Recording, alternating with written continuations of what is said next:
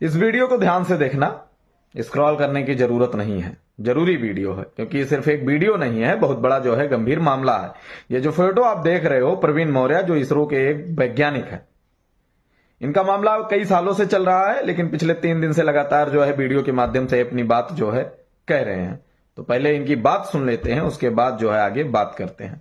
4 फरवरी 2022 को डायरेक्टर वीएचएससी को मैंने ये लेटर लिखा और 5 फरवरी को आधी रात को केरल पुलिस ने मेरा अपहरण कर लिया। एक दिन कंप्लीटली मुझे टॉर्चर किया गया और उसके बाद से केरल पुलिस ने मेरे ऊपर संगीन अपराधों से भरे कई सारे मुकदमे करके मुझे जेल में डाल दिया। मेरा अपराध सिर्फ इतना था कि केरल में चल रहे देश विरोधी गतिविधियों में शामिल होने से मैंने मना कर दिया। आप गूगल में प्रवीण मौर्य इसरो डाल के मेरे बारे में पढ़िएगा। इस देश में सच्चा होना और देशभक्त होना सबसे बड़ा अपराध है। एक सीनियर इसरो साइंटिस्ट को रात को 12 बजे एब्डक्ट किया जाता है, उसके ऊपर संगीन धाराएं लगा जाती हैं और उसका कोई भी न्यूज लोकल या कहीं पे भी इंटरनेट पे कहीं कोई न्यूज नहीं आता है। यही नहीं, वो इसरो साइंटिस्ट खुद लॉ करता है, खुद अपना केस लड़ता है और खुद कोर्ट उसे निर्दोष साबित करता है। उसका भी न्यूज कहीं पे कोई जगह पब्लिश नहीं होता है। जो एक आध न्यूज आप देख रहे हैं वो नवंबर 2022 में मैंने लिंक्डइन पे एक दो पोस्ट डाले थे। उस पोस्ट की वजह से वो जो 1-2 न्यूज है आप इंटरनेट पे देख रहे हैं, क्योंकि ये पूरा काम मुझे मिटाने के लिए किया गया था। क्योंकि अगर ये न्यूज में बात आएगी, लोग इसके बारे में सुनेंगे, समझेंगे, सोचेंगे, तो लोग सोचेंगे कि ऐसा क्यों हुआ। और जो देश विरोधी गतिविधि केरला में और इसरो में मिलकर उनका गोरख धंधा चल रहा है वो पब्लिक हो जाता। मई 2022 में मैंने प्रधानमंत्री को लेटर लिखा तो इसरो ने उसका जवाब दिया कि ये तो ग्रीवेंस में आता ही नहीं है। मतलब एस्पियोनाज और देशद्रोह और इतना बड़ा मैटर है और उसको ये कह के टाल दिया कि ये ग्रीवेंस में ही नहीं आता है। फिर अगस्त 2022 को मैंने प्रधानमंत्री को दूसरा लेटर लिखा तो उसको इसरो ने बोल दिया कि ये तो स्टाफ का ग्रीवेंस है, ये इसको हम लोग क्लोज कर देते हैं, इंक्वायरी ही नहीं किया। अगर सचमुच में मैं झूठा हूं तो बोल दो कि मैं झूठ बोल रहा हूं, उसको टालने का प्रयास क्यों कर रहे हो। और ये कहानी अभी भी जारी है। पहले जब मैं प्रधानमंत्री को लेटर लिखता था या होम मिनिस्टर को किसी को भी लेटर लिखता था तो जो इसरो की माओइस्ट लॉबी है केरला की, वो जवाब दे देती कि अरे ये तो क्रिमिनल है, ये बड़े बड़े संगीन अपराध किए हैं इसने, इसी वजह से ये ड्रामा रच रहा है अपने आप को बचने के लिए। लेकिन मुझे फंसाया गया था यही सोच के कि जैसे ही उनको लगा कि मैं इनकी बातें उजागर कर दूंगा तो उन लोगों ने उस तुरंत रात को मुझे उठवा दिया कि इससे पहले कि ये कुछ बोले इसके करियर को हम खत्म कर देते हैं, इसको ही खत्म कर देते हैं।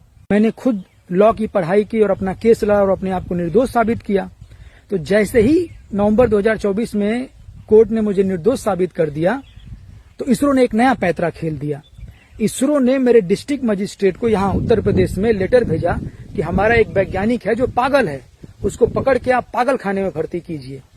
अगर मैं पागल सिद्ध हो जाऊंगा तो मेरी बात की कोई वैल्यू ही नहीं रहेगी। मेरी टेस्टिमनी की या जितनी भी बातें मैं जानता हूं, कौन हजारों करोड़ों का रैकेट कौन करता है, स्पियोनाज कौन करता है, देश में बॉम्बिंग कौन करवा रहा है, वो सारी बातें खुल जाएंगी।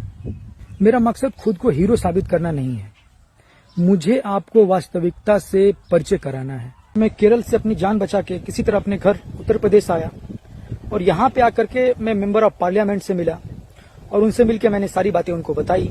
सारी बात समझने के बाद जो मेंबर ऑफ पार्लियामेंट हैं उन्होंने प्रधानमंत्री मोदी को लेटर लिखा। पैरेलली क्या हुआ कि मेरे सोशल मीडिया पे बहुत ज्यादा लड़कियों के मैसेज आने लगे, मेरे व्हाट्सएप नंबर पे भी, और बहुत ज्यादा सेक्सुअली एक्सप्लिसिट थे। मैं इस बात से आश्चर्यचकित था कि अचानक ये क्या हो गया, इतनी ज्यादा लड़कियों को दिन भर में 10-20 लड़कियों के मैसेज क्यों आने लगे। उसी समय मेरे जूनियर का इसरो से मुझे मैसेज आता है कि सर आपने कभी 1-2 रुपए का कभी हेरा फेरी तो नहीं किया है ना, क्योंकि एक पूरी टास्क फोर्स लगी है ये खोजने के लिए कि कोई भी गलती मिल जाए और आपको करप्शन केस में फंसाया जाए। तो मैंने बोला कि भाई मैं गांव का सीधा साधा लड़का हूँ, 1 रुपए का क्या, आज तक 1 पैसे का भी कभी हेरा फेरी नहीं किया है मैंने। अचानक मेरे दिमाग में ये बात आई कि ये जितने सारे लड़कियों के मैसेज आ रहे हैं ये बेसिकली मुझे हनी ट्रैप करने का प्रयास किया जा रहा है। और ये हनी ट्रैप कोई फॉरेन मतलब पाकिस्तानी या कोई दूसरे लोग नहीं कर रहे हैं, ये इंडिया के ही लोग मेरे दुश्मन कर रहे हैं कि मुझे फंसाने के लिए। मतलब इन किसी भी लड़कियों का मैं जवाब दूं और मेरे ऊपर तुरंत एक केस फाइल कर दिया जाएगा कि प्रवीण जो है किसी फॉरेन लड़की के साथ डेटा लीक करते हुए पकड़ा गया और मुझे ही देशद्रोही घोषित कर दिया जाएगा। मतलब कि मैंने ही देशद्रोह के खिलाफ आवाज उठाया और मुझे ही देशद्रोही घोषित करने का षड्यंत्र रचा जा रहा है। यही हुआ। कुछ समय के बाद दैनिक भास्कर में एक न्यूज प्रकाशित होता है कि प्रवीण मौर्य जो इसरो का साइंटिस्ट है वो हनी ट्रैप में पकड़ा गया है और इसरो ने उसे सस्पेंड कर दिया है और इस बात की जांच कर रही है। हालांकि ऐसा कुछ नहीं हुआ है, मतलब मेरे ऊपर कोई हनी ट्रैप का एफआईआर नहीं, कुछ नहीं, बस किसी तरह मतलब कि ये मिस इन्फॉर्मेशन फैलाया जा रहा है कि मुझे ही, मेरे कैरेक्टर पे दाग लगा के मुझे ही देशद्रोही घोषित किया जाए। न्यूज में ये लिखा गया है कि इसरो मुझे सस्पेंड करके जांच कर रही है। हालांकि ऐसा कुछ नहीं हुआ, मतलब इसरो ने कभी मुझे जांच किया ही नहीं। मैंने एक आरटीआई फाइल किया यही बात सिद्ध करने के लिए, और उस आरटीआई में इसरो ने रिप्लाई दिया है कि वो कोई जांच नहीं कर रही है। मतलब देख रहे हैं कि न्यूज में अलग चीज चल रहा है कि इसरो जांच कर रही है मुझे सस्पेंड करके, और आरटीआई में इसरो जवाब दे रहा है कि कोई जांच नहीं चल रही है। अब पैरेलली क्या हुआ कि मुझे 2 लोग एक लैंडलाइन नंबर से कॉल करने लगे, और वो अपने आप को इंटेलिजेंस ब्यूरो का बताते थे। तो मुझे लगा कि शायद एमपी ने और मैंने पार्लियामेंट मतलब कि प्रधानमंत्री को लेटर लिखे, होम मिनिस्टर को लेटर लिखा गया है, तो इसकी वजह से शायद इंटेलिजेंस ब्यूरो ने इस बात को इन्वेस्टिगेट कर रहा है। और वो लोग कंटिन्यूअसली मुझसे बात करते थे, सारी बात जानने का प्रयास करते थे, पूरा मैटर जानते थे। तो मुझे इस बात की बहुत खुशी हुई। और जो इंटेलिजेंस ब्यूरो के लोग थे वो लोग मुझे कंप्लीटली कंट्रोल करते थे। वो बोलते थे कि ये काम मत करो, न्यूज मीडिया में मत जाओ, तो यहाँ मत जाओ, ये मत करो, वो मत करो। तो मुझे लगता है कि हो सकता है देश का सेंसिटिव मैटर है, इसलिए ये लोग इन्वेस्टिगेट कर रहे हैं और इसीलिए ये लोग ऐसा बोल रहे हैं। 2-3 महीने बाद मैं उन लोगों से पूछने लगा कि भाई आप लोग एफआईआर तो कर नहीं रहे हैं, कंटिन्यूअसली बस मुझसे ही पूछते रहते हैं, मुझे ही कंट्रोल करते रहते हैं। तो उनका पूरा पैतरा ही बदल गया। वो लोग मुझे ही धमकाने लगे, बोलने लगे हम तुम्हारे पूरे खानदान को मार देंगे, हम तुम्हें मार देंगे, हमें पता है तुम्हारी बहन कहाँ पड़ती है, तेरे बाप का नाम ये है ना, हमें सब पता है। मतलब मेरे ही खिलाफ। तब मुझे पता लगा अरे बाप रे बाप, मैटर तो कुछ और ही है।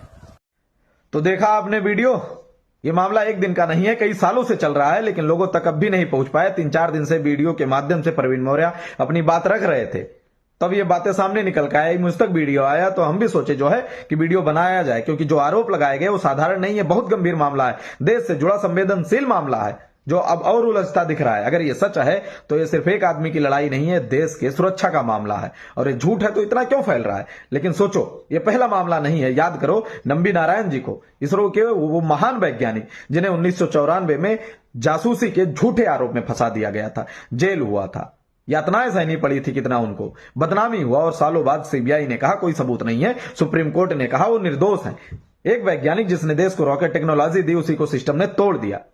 महान वैज्ञानिक तपन इसरो और डीआरडीओ के वरिष्ठ वैज्ञानिक थे, जिन्होंने दावा किया था कि उन्हें धीरे धीरे जहर दिया गया, सिर्फ इसलिए क्योंकि वो किसी संवेदनशील प्रोजेक्ट पर काम कर रहे थे। सोचो, एक तरफ झूठे केस, दूसरी तरफ जान से मारने के आरोप।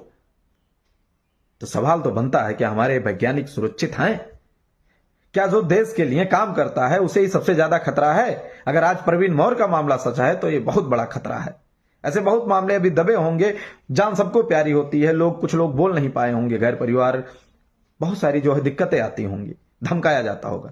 पहले भी आवाज दबाई गई थी, सालों बाद सच सामने आया, तो क्या फिर हम वही गलती दोहराएंगे, या इस बार हम खामोश नहीं रहेंगे? अगर कोई अपनी जिंदगी दांव पर लगाकर लड़ रहा है तो उसका साथ देना सिर्फ उसका नहीं, हम सबका कर्तव्य है। यह मामला छोटा नहीं है, यह किसी एक व्यक्ति का नहीं है, यह पूरे देश का सवाल है। सच अपने आप नहीं फैलता, उसे फैलाना पड़ता है। इस आवाज को दबने मत देना, इस मुद्दे को खत्म मत होने देना, ज्यादा से ज्यादा लोगों तक पहुंचाओ, क्योंकि आवाज बंद नहीं होनी चाहिए। मैं कभी भी नहीं बोला हूं कोई वीडियो शेयर करने के लिए आपको, लेकिन आज कह रहा हूं, अगर आप यहां तक देखे हो तो शेयर जरूर करना, लोगों तक बातें पहुंचनी चाहिए, ये मामला उठना चाहिए।